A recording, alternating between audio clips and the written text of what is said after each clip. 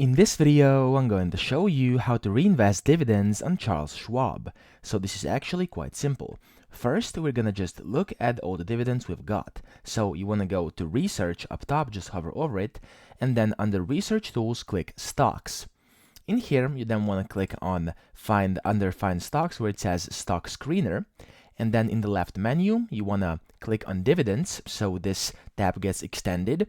And then under Dividends, you wanna click Dividend Frequency.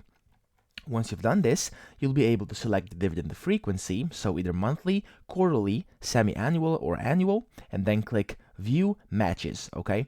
Just click on it, and then from here, you'll be able to see all your dividends. Now, if you decide to reinvest some of those dividends, what you can do is essentially do as follows. You want to hover over Accounts up top, and then go on Positions. So over here, you want to click Positions, and this will show you all your current position details. Now, you'll be able to see your symbols, names, yield, etc. And then over here at the very right, as you can see, so the third from the right side, you can see Reinvest. So it says Reinvest and a question mark, and it says yes.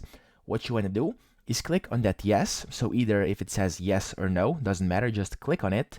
So again, so kind of select the dividend you would like to reinvest. So for example, let's say it said Apple or Tesla here, something like that, and you want to click yes or no, depending on what it says. And once you click that, it will give you reinvestment instructions.